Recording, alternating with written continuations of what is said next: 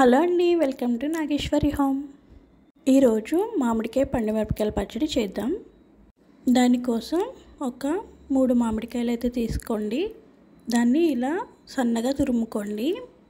నేను 4 తీసుకున్నాను మామిడికాయలు, కానీ అందులో ఒకటి పండింది. పండింది పచ్చడికి బాగోదు కదా, అందుకే 3 తీసుకున్నాను. మామిడికాయలు తురుముకున్న తర్వాత నేను పండు మిరపకాయలు అయితే ఒక 200 గ్రామ్స్ తీసుకున్నానండి.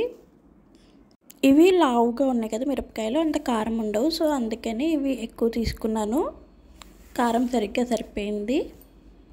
పండు మిరపకాయలని చిన్న చిన్న ముక్కల కింద కట్ చేసుకుని మిక్సీ జార్లో వేసుకుని అందులోనే ఒక 3 స్పూన్స్ కల్లుప్పు అయితే వేసుకోండి. ఇప్పుడు ఈ మిరపకాయలని మెత్తగా మిక్సీ చేసుకుని మనం ముందుగా తురుముకున్న మామిడికాయ తురుములో ఈ పండు మిరపకాయల పేస్ట్ని అయితే వేసుకుని బాగా కలుపుకోండి.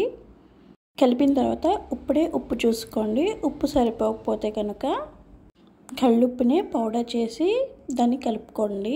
ఒకవేళ ఉప్పు సరిపోకపోతే పండు మిరపకాయలు సన్నగా ఉండేవైతే కారం ఉంటాయండి, అవైతే కొంచెం తక్కువగా తీసుకోండి. నేనైతే లావు మిరపకాయలు కాబట్టి ఎక్కువగానే తీసుకున్నాను. ఇప్పుడైతే స్టవ్ వెలిగించుకుని గిన్నె పెట్టుకుని అందులో 2 స్పూన్స్ మెంతులు, 2 స్పూన్స్ ఆవాలు, అలానే 1 స్పూన్ నువ్వులు కూడా వేసుకుని బాగా ఫ్రై చేసుకోండి. ఇవి బాగా ఫ్రై అయ్యి కలర్ చేంజ్ అయ్యే వరకు కూడా ఫ్రై చేసుకోండి. ఇది నిల్వ పచ్చడి కాదండి, ఎందుకంటే మ్యాంగోస్లో వాటర్ కంటెంట్ ఉంటుంది కదా, ఇది మనం తురిమి వేసుకున్నాం కాబట్టి నిల్వ ఉండదు.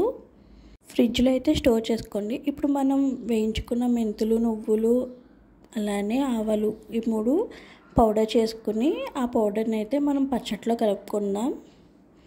పచ్చడి బాగా కలుపుకుని ఇప్పుడైతే దీనికి పోపు పెట్టుకుందామండి. ఈ పచ్చడి పోపుకి నేను వేరుశనగ ఆయిల్ తీసుకున్నానండి. మ్యాక్సిమం పచ్చట్లన్నిటికి ఇదేగా తీసుకుంటాం. పోపు పచ్చట్లో కాబట్టి కొంచెం ఎక్కువ ఆయిల్ తీసుకోండి. స్టవ్ వెలిగించుకుని గిన్నె పెట్టుకుని అందులో ఆయిల్ వేసుకుని ఆయిల్ వేడైన తర్వాత అందులో శనగపప్పు, మినపప్పు, ఆవాలు, జీలకర్ర, వెల్లుల్లిపాయలు వేసి బాగా ఫ్రై చేసుకోండి. పచ్చడి అయితే చాలా టేస్టీగా ఉందండి, చాలా బాగా వచ్చింది. మీరు కూడా ట్రై చేయండి. ట్రై చేసి ఎలా వచ్చిందో కామెంట్ చేయండి. ఇప్పుడు ఇవన్నీ ఫ్రై అయిన తర్వాత ఇందులోనే ఎండుమిరపకాయలు వేసుకోండి. మీకు కారం కొంచెం ఎక్కువ కావాలనిపిస్తే ఎక్కువగా వేసుకోండి మిరపకాయలు.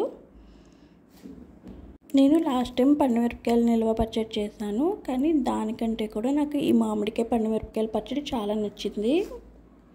టేస్టీగా వచ్చిందండి. ఇది నిల్వ పచ్చడి కాదు కాబట్టి నేను కొంచెంగానే పెట్టాను, త్వరగా అయిపోయేలాగా. ఇంకా ఎండుమిరపకాయలు కూడా వేసుకుని ఫ్రై అయిన తర్వాత దించే ముందు కరివేపాకు, అలానే 1 స్పూన్ ఇంగువ కూడా వేసుకోండి, టేస్ట్ బాగుంటుంది.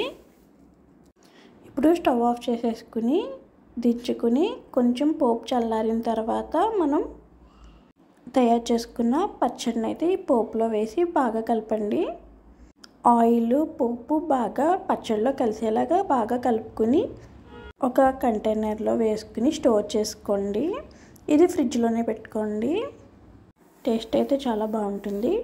మీరు కూడా ట్రై చేయండి. వీడియో నచ్చితే లైక్ చేయండి, షేర్ చేయండి, ఛానల్ని సబ్స్క్రైబ్ చేసుకోండి. Bye bye.